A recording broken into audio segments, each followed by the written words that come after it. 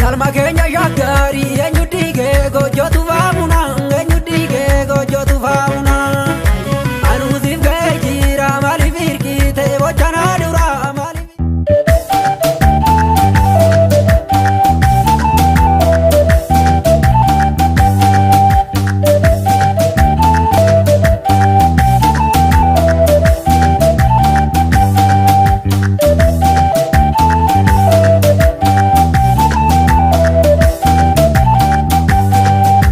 Araddaan tufaamunaa investimentiif kennamuuf deemu irratti yaada hortee tufaamunaa ashamaa akkam jirtu dhaggeeffattootaa fi hordoftoota raadiyoo Dirree Shaggar qophii lafaaf lafee sagantaa keenya irraa keessatti qeen tufaamunaa duraan ardaalee jilaa adda addaa fi mana ofirraa qabu investimentiif kennamu irratti yaaddoo horteen tufaamunaa qaban kan Arsadii miidiyaa irratti dhiyaatee ture irratti fuulleffanna. Qopheessituun Faayituu Wadaajoo Gulaalaan Duubee Wayyeessaa yoo ta'u kan isinii dhiyeessu immoo ani Gurmeechaa Gammachuuti. Turtii shaggaa qophii lafaaf lafee keenya wajjin. Ijoollee baddaa shaggar kan akka buunaati taraadanii kan akka buunaati taraadanii. Akkuma beekamu qorannoon seenaa gaariin jiraachuu baatus seenaa yeroo dhiyoo ta'urraa kan ka'e waa'een saamicha lafaa fi buqqa'iinsa gosoota Oromoo Finfinnee har'as madaan qoorree fi sirumayyuu itti fufee kan jiru waan ta'eef hambaalee seenaa mul'atanii fi hin mul'anne hambaan hortee gosoota akka gaariitti sababa bal'aatti waan hin himamneef gurraa fi hordoffii Oromoo gahaa ta'e hin arganne. Qophii keenya dhimmuma kana irratti kanaan dura dhiyeessineen hiddi dhaloota tufaamunaa jiloo tuulama torban oboo keessaa gosa gumbichuu ta'us ilaalee turre. Tufaamunaa kan jiraachaa turan Shaggar karra qirxii iddoo Wasarbii jedhamu kaasee hamma tulluu Xuuxxoo yookiin hamma Hinxooxxootti ta'us dhiyeessinee turre. Naannoo amma magaalaan Sulultaa irratti ijaaramee jiru dabalatee jechuudha.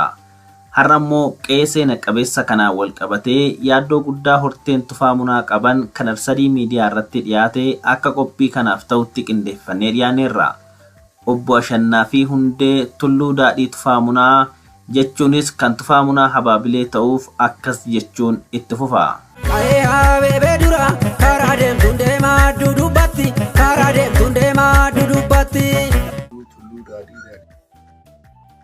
Ani Ashannaa fi Hundee Tulluu Daadhii Tufaamunaati. Ani Tsaayee Hundee Tulluu Daadhiin jedhama. Daadhii eenyu? Daadhii Tufaa. Tufaa eenyu? Tufaamunaa. Dur Finfinnee baanii tufaamunaa nabanii. Dur Finfinnee baanii tufaamunaa nabanii.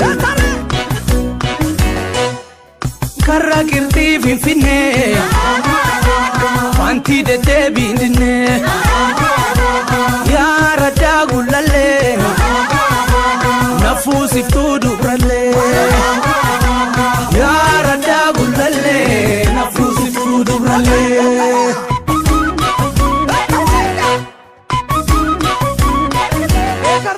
Tulluu Daadhiitii achi booda immoo Hundeen abbaan keessan itti darbanii godhaa turanii. Amma immoo hangafni kee jira isintu itti darbaa warri dhaalaa isin.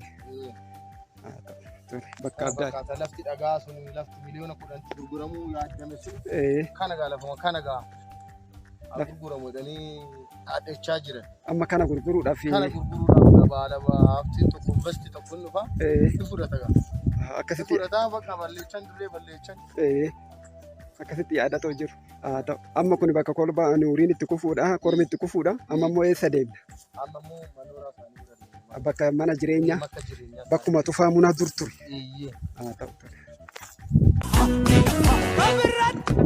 Warri kun warri kun warran warri kun karra godhee shammakee warri keessa dhaqee dur Finfinnee baanii tufaamunaa nabanii.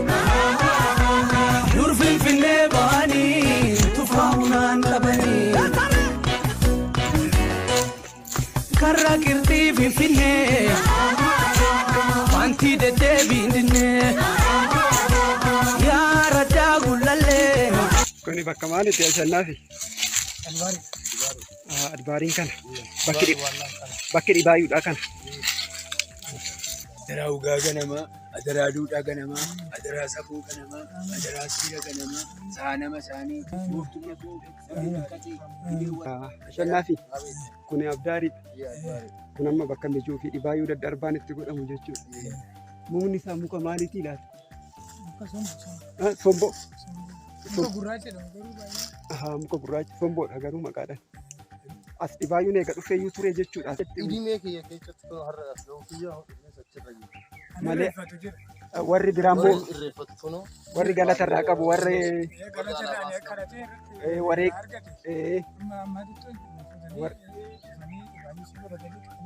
Tufaamunaa gaa akkuma jirutti caakkaan amma dandiin mangistiin dandiin dargiin fudhate kana keessatti caakkaan jiranii caakkaan qaalee jedhamu kanu jira achi keessatti bataskaanni jira bataskaana sanuu dabarsanii indoom uggaafata godhanii asitti gorgisi tufaamunaa jedhanii asitti dabarsanii. Meeqeen isaanii qaalee jettee caakkaa bosona kamiidha? Amma jira amma bosonni sun. Bosonni sun jira asuma wasarbii maazoraa jedhamu kanarra ol ba'eeti. Wasarbii asuma garuma sulultaa kanaan gadi amma Inxooxxootti ga'utti jechuudha. Isa asitti immoo wasarbi gadaanu kan jira wasarbiin gadaan wasarbi tulluu taajjab jedhama indoom Tulluu taajjab inni immoo tulluu daadhiiti tulluu anuma isaati gaa isumarraa isatti an dhufe sana tulluu daadhiin immoo asitti an gale daadhii an tufaamunaa sun akaakayyuu daadhii tufaa jechuudha. Isaan asitti wasarbii kanarra turanii qe'een isaanillee jira ammallee ijoolleen isaanii ga'anii lubbuudhaan abbaan keenya tokko isaa lubbuudhaan hin jiru qe'een sunis amma ona ta'ee jira an garagalee ilaalu hin jiru an jirtu obboleettiin isaa takka tullu boolloo jirti bachoo kana jirti asnaaqash tulluu jedhamti takka immoo baay'ish tulluu jedhamti ishiinis karaa sillaasee kana jirti qe'een duwwaa ta'ee cicciramee hoo deemneellee hoo achuma irratti illee hoolaa cabbii wanta tokko illee hojjennee numatu deema ijoollee isaa kana deemee kanaaf obboleetti kiyyaan gafni jira fiqaaduu hundee jedhamu wajjin deemnee achumatti hoolaa sanqara hoolaa cabbii jedhamu jira wanni baay'ee jira isa deemnee qe'uma sanillee dallaa sanillee akka seenne gursiidhaan fudhatte yeroo baay'isheedha. Ishiin fagoo sila taate as dhuftee ilaaltu sunoonna baay'ee bareeraa wanna hundaa bunallee kormillee aynatumaan qalamaa an garagalee wanna tokko hojjetu hin jiru amma akkuma anuma qabu tanaallee sandallii deemee tanan ixaanatti aarseetoo deebi'eetoo galaa kana fakkaata qe'ee dubbiin nyaattee dhumtee homtuu hin jiru namni hin jiru zariin hin jiru firri hin jiru namni dhalataan achiillee an bara cubbuu kana keessa hin jiru namoonni. Bakki kun amma bakka kami? Abdaariidha bakki sun. Abdaarii. Kan daadhiiti. Daadhiitutti qalaa ture. Warra tufaamunaati. Biyya tufaamunaa jedhama. Biyya tufaamunaa jedhama. Amma aanaadhaan bakka kamiin jedhameeti ibsama? Asuma saatalaayiti kan garjala. Aanaadhaan. Of dandeettaa jiru. Asuma miizana kanaan seenu. Miizana amma jalaan darbee jechuudha. Wasarbiidha. Wannoon isaatillee dirreen isaatillee an beekame ofuma isaatiif tubbee qaba. Tubbee guddaa qaba. Tubbeen sun akkasumatti jira. Kun warra ሃይማኖትን isaanii fakkanne kun gaattiraa sanirraa muraa bakka wanna hundaarraa boraara achi keessa ammallee bineensis dukkulaa minaamin qeerreessillee dhabamu jedhama. Ammayyuu gini an deemee isa qabee hin jiru hundumtuu ሃይማኖtii kun an quqqurte indoom amma deebisaniitu bakka sanillee qirxiillee godhee akka yaadanne dhagaa qaba jedhaniiti ሃይማኖtii gadhiise gaa kun hundumtuu warri jiru sun birrii barbaadanii dhagaan keessa haa ba'u miliyoona 10 miliyoona 20 kennamee jira dhagaatti haa qotamu dirree san buqqisuudha xaaraa jiran kophaa taane eenyutu nu qarqaara. Dirreedhuma sanuu buqqisanii dhagaa garagaantii daandiitti hojjetan kana godhuudha. Isa ta'a ammaa boodaan gabbaru maaltu jira silaa hundumtuu hin jiru nu dhiisneedhanii warra izootaa jala jirtu sun madaadaa teenya fa'aadha isaan taman akka ta'u wursiidhaan fudhatte. Amma lafichi akkanumatti gaara waan ta'eef gaara guddaa tubbee guddaadha. Bosonumaan jedhu deemnee ilaalle. Dhaqnee ilaaluu hin dandeenya. Bosonuma jechuudha. Bosonuma bakka bosonuma guddaadha kaffitaa qaba. Deebinee immoo yaa waaqannee deebinee waggaa 3 har'aa qalle achirratti. Isinumtuu warrumtuu hundeetu. Numa obboleechi kiyya hangafni gaash kabbadeenis amma lubbuudhaan darbanii isaanii jiranii malkaa irratti qalama dura malkaa laga irratti qalleet bariisan immoo deebinee tulluu irratti qalla. Malkaan maal jedhama? malkumoo sarbiidha. Malkaa sarbii achuma tulluudhuma san jala. Isaa gamarratti dura malkaa sanarratti qalama. Malkaa sanarraa deebisnee tulluutti deebinee tulluu sanarratti qallee gizee waggaa sadeenarraa bara koronaa sana isaa hidhee hizbiin bahee qale. Ergasii immoo amma irraanfatan hin jiru. Amma ergasii godhameetu hin beeku. Yeroo sana seerumaan abbaan kolbaa yookiin immoo abbaan achitti qalu sun hangafuma keeti jechuudha. Hangafuma kiyya qalee. Mormiin qabu isinuma ta'uu hin beeka biyyis hin beeka. Yeroo san gootanii ergasiitti deebuu hin dandeenye. Maaliif deebuu dadhabdan ergasii wal mariitu? Namoota rakkoonni namoota jiru kanatu beektaare namoonni yoo mawwaaca saaba'uu gandarraa illee lafni kun jira yookaan kun jira. Inni illee gurguramee qotiyyoo tokko dhiisitti qotiyyoo kudhanuu qaluu waan danda'u qarshiin achirratti lafarra jiru sun gini hundumtuu dhuunfaatti sila deemtee an jiru maqaa daadaatii yaa sila jiru lafti sun bakka abbaa manaan dhufa gurguratee maasaa isaatis midhaan isaatis fudhatee bocateetuma gala malee wanni godhan hin jiru qilxuu hin jira amma qilxuu waan jedhamu jira qilxuu irratti hanqalamu jira. Hundumtuu an baree jira kormi hanqalamu biyya sayyaamee gala bineensi illee itti dhufa dira biyya tufaamuna irraa dhaabbata. Hattuun illee dhufe wanni hundaa yaamanii gala maqaa yaamanii maqaan sunis balleechanii. Malkaa warra hangafa hoora shaggar maqaa jijjiiranii hoora shaggar maqaa jijjiiranii. Ittaansuun gaafiin obbo Ashannaafif dhiyaate lafti qeen tufaamunaa irra jiru kun yeroo ammaa eenyu harka jira kan jedhu ture. Hirrabnee yaa Finfinnee erguma waa'ee keenatti manii erguma waa'ee keenatti manii. Mee adaadaan jirti moo? Jirti. Maqaa ishiitiin jira amma lafti? Maqaa ishiitiin jira wal falmaliin. Akka kaartaa kennameetu moo? Wal falmanii wursiidhaan. Wursiidha. Kaartaan qabu guddaadha. Kaartaa maal qabaa? Gaashaa meeqa 20 ol jira. Amma egaa lafa tanarree bakkatti sirreessuun tokko wanni isinirraa eegamu amma ijoolleen hundeedhaa jechuudha. Gaama warri haftan amma mee hangafni kee kun waan silaa gaama jalqaba isa ilaallata. Eenyudha maqaan isaa? Fiqaaduuni. Waan kana falmatuudhaaf dhugaa tana bakkatti deeffachuudhaaf waan carraaqxan jira yookiin waliinis mari'attanii innis immoo akka hangafummaatti wanni tuni lafa tufaamunaati abdaarii tufaamunaati kan daadhiin itti qalaa ture kan abbaan keenya dhaaluu qabu nuti garuu amma maqaa nama biraatiin dhaameetu sanuuyyuu qeerra hin jirtu daadaan teechantuunuyyuu buleettiin hundeedhaatu jechuudha. Kana sirreessuudhaaf karaa manguddoo yookiin karaa seeraa wanni iyyaafate jira Fiqaaduunis haa ta'u yookiin atis. Haqimii keenya ol ta'e immoo akkuma jedhamutti afanumaan waggaa kudhan abbaan keenya erga falmate waggaa kudhan ta'e isaan duraan jiru san akkasumatti afananii seettisanii hundumtuu anuma nyaatee bulu garumaa faan dutu bichaadha hin beekan oduu beekanu gabareewwan achuun beekanii oduu beekanu hundumtuu garuma bakka isaanumaaf ga'a.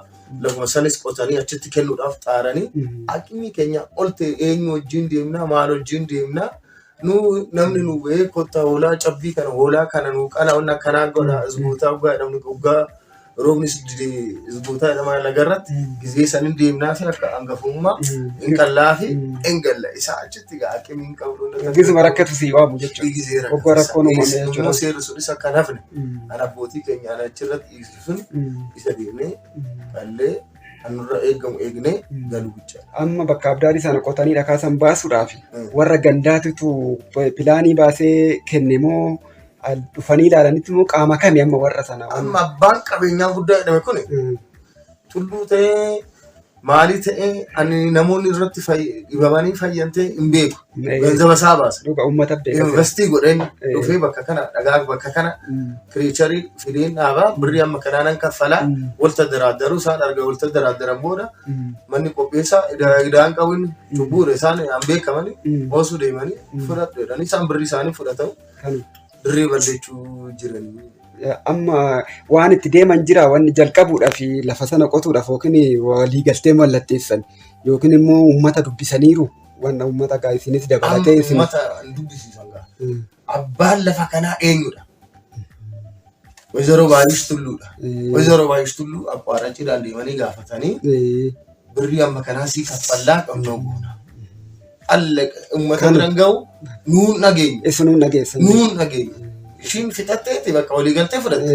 Duraata amma waggaa amma kanaa kennetti fudhatte gale bakka dirreen ishiinis daa'ima ishiitti achitti galte. Maal godhuu dandeenya gaanu humna hin qabnu rabbi isaanii argunnee Waaqni humna qaba. garaan keenya gootu irraa galla. Tulleen qacalee ganaa wal guddattu seenaa dubbisaa waan baay'ee hubattu. Namni hortee tufaa munaa ta'e kan yaaddoo qe'een seena qabeessi kun badiif kaadhimamuu ibsate tokko immoo akkas jechuun itti fufa. Tultuu warra gullaallee kan lolchiisaa oolu qajeeladha kan lolchiisaa oolu qajeeladha.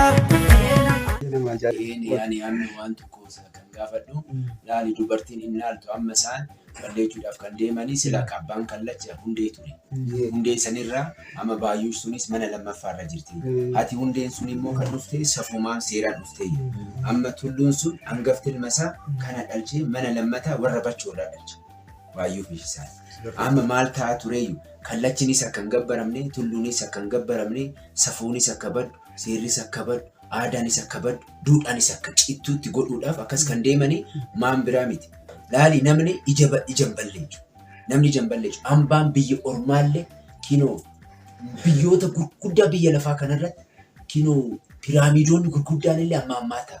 Kinoo biyya keenyallee naannoo biyya tokko naannoo lama akaan illee daawwatama. Sila ammaatti jettuu kanaan urgaa roobni dide, urgaa gosni wal dhabe tulluu sanirratti. Malkaa wasarbii kanarratti achitti taa'ee bakka itti falmatu, bakka itti araarfatu, bakka milkeechuu sani balleechaa jiran. Kun balleechaan kun immoo baay'ee nama gaddisiisa. Bakka namatti araarsanii, bakka waaqaan illee dhaabbataniitti mararfataniitti kadhatanii waan baay'eetti kan argatanii san balleechuudhaaf kan deemani. Amma dubartiin warra abbaa manaashii dhaalti malee hangafa santu namticha kallacha gabbaru, namticha tulluu gabbaru, aduu rakkoon amma kooroonaa dhibeen daddarbaan aduu dhufu. Kolbootti kennanii koottaa malkaa wasarbii irratti qalaa siinii tamalakkataa jira. Maqaan isaanii warri weellistoonni illee tufaa munaa kan gullallee ta'e. Tufaa munaa miti. Haadha tufaa santu siimboodha. Haadha siimboo, haadha guuyyee warra kinoo tufaa nameeti. Maqaa ishii baafatteef jedhan ilma ishiiti. Isaanii warri gimbichu warri munaan sun. Warri munaan sun warra gimbichu. Garsi tokko hundoo gosni bachoodha warra iluutii jedhaniin anis ogaa gurra kootiin dhaqe. Gini wal dhufu dur isaan waluma sila fuudhanii waliin biyyaaffatanii kallacha saniif jedhanii safuuf seera aadaaf duudhaa miidhagsaa dabranii turan. Amma akka ashannaafi amma ammaatiin maqaa qaba tufaa munaan qeesaa gini biliyoonii 10 jigu biyya tufaa munaa jedha. Ginoo itti dhalate asbaarii itti gabbarate daadhiin asbaariin itti gabbarate tulluun itti qalate. Malkaatti qalate gini kan malkaa kanas soobanii qeessanitti dhaaluudhaaf deemaa jiru. Kun immoo baay'ee nama gaddisiisa. Malkaan wasarbii yoo bade Oromoon malkaa tulluu kan jedhu abbaan gadaanu maqaan isaa wajjin bada. Oromoo yoo jedhamu hambaan Oromoo yoo bade ani Oromoodha kan jedhu hundu maqaa Oromoo kan qabe wajjumaan bada. Kun immoo nu jalaan bade. Tufaan munaan maqaa qaba. Tufaan munaan gimbichuu fi bachoodha. Haadha munaa santu gullalle warra guyyee tufaa warra siimboo tufaa jedhani qeeni isaanillee kinoo xuuxxoo daka jira qeeni marfamee ta'a nu akka tufaa warra aragaayii bachareefaa aragaayii fi kinoo araddoo Inxooxxoo jechuudha. xuuxxoo san inxooxxoo jedhani maqaan xuuxxoodha xuuxxoon sun immoo qoricha jabbiiti amma munaan sun gosni isaa gimbichuu hangafa ilmaan torban oboo hangafni gimbichuurraan gullalleerraan oboriirraan yaayyaa. Yaayyarraan eekkarraan gaamoorraa digalu torban oboo jedhanii. Amma tufaan munaan ani dubbadhe kanaan dura hangafa keenyaa gimbichuu munaanii. Gini gimbichu sun intala gullallee warra tufaa namee fuudhee siimboo sana qee siimboofaa jedhanii sirbu. Amma hin ashannaafiin illee ilaala amma ashannaafiin raga kan nu bahu inni illee beeku siimboo. Gini warra weellistoon qee siimboo qee tufaa munaa jedhe. Kinoo tufaan munaa qeesaatu laala tulluun isaa malkaan isaa badaa jira. Hoosiin Oromoo taatan dhugaa Oromoon hoosii marare. Hoo tufaan munaa keenya sun hoosii marare. Seerri gimbichu sun seerri bachoon sun seera warra iluu sun hoosii marare. Qeesa kinoo ilma isaa jiraamee qarqaaraa yaa Oromoo tufaan munaan ilmi isaa gadi ta'e sana maqaa kan isti ilaalamee mucaan kun sobaa miti kan hundeeti garaa nama nyaata malkaan baduu tulluun baduu yaa Oromoo hojii kee badaa jira. Ija jaamatti deemaa jirta. Safuu balleechite, seera balleechite, tumaa ganamaa balleechite, tufaan munaan dur qalu kinoo qeen isaa jira. Warra guyyee sani maaliif oksitan? Warra siimboo sani warra gullallee gimbichuu bee tufaan munaan Maaloo kinoo tulluun isaa kaabaadhaan gurguramuuf. Kuni bakka duudhaa ganamaatii akka Aksuum hawultii biyya Xaaliyaanii deemtanii deebisiistanii sun qeessaas akka nu jalaa baduun barbaada. Laala gaaraddaan isaa baduuf laala. Kolboonis nu jalaan badii, gabbarri tulluus nu jalaan badii. Adaraan jedhan maqaan isaas, goosni isaas, qeen isaas, kinoo ragaa sinii ta'a abaabayyuun isaa. Hinoo ashannaa fi hundee tulluu daadhii, daadhii tufaa. Yeroon geejja saabaa koo kalammii ofii wal barbaadanii kalammii ofii wal barbaadanii. Dhumarratti horteedhuma qaccee tufaamunaa kan taate aadde Tsaayii hundee tulluu daadhii tufaamunaa rakkoo dhuunfaatti irra gees ibsuudhaan aggaammii qe'ee kanarratti godhamu hambisuuf kan hin dandeenye qaamaa miidhamtuu ta'uu ibsiti. Aadde Tsaayii fi obboleessi ishiitis akkuma nama kamuu qe'ee kana dhaqanii daawwatu malee kan hin dhaallee fi harka isaanis kan hin jirre ta'uu dubbatu. Ibsarreen qabdu. Ibsaalleen qabu. Alaa fudhattee jirtu. Yoo gaafattu maal siin jettu? Sarkaar sin godhu gandiin wanni godhu qabu gandiin godhu masagaadhaan hin godhu. Gandis nan gargaaru. Mana qabalees naa kennee narraa fudhate mana nagdii naa kennee akka gargaarsaatti naa kennanii raawwatanii nu gurmeessanii deebisanii nurraa fudhatan. Isinirraa fudhatan. Amma narraa fudhannaan waan nyaatu dhabnaana kanatti immoo mashannaa finee achirratti nagadanii jedheedhaan ba'ee asirratti kunoo kana wal garaana amma qorqorroodhaan nutti godhe bakka akka gandaatti gandis na gargaaree hin jiru. Namni maqaa qaama miidhamaa nama ofii. Magaalaa Shaggar jirtu kan akka bunaa sin araadanii kan akka bunaa sin araadanii.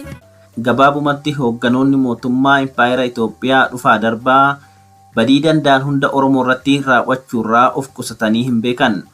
Akkuma horteen tufaamunaa ibsaa jiranitti aggaammiin qe'ee tufaamunaa kan kunuunfamuuf malee mancaasuuf jecha investimentii dhagaa baasuu fi ijaarsatiif kennuuf godhamaa jiru. Qaamuma badii dur eegalee har'as itti fufe ta'uu hubachuun ni barbaachisa. Odoo hambaan seenaa kun hin badin waan tokko gochuun misha.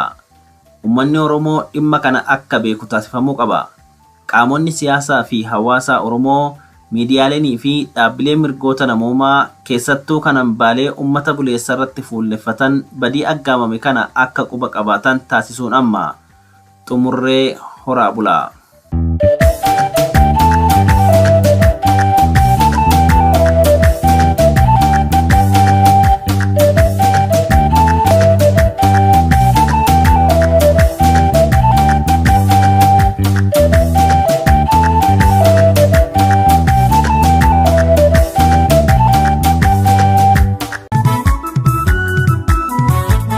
Radio New Generation.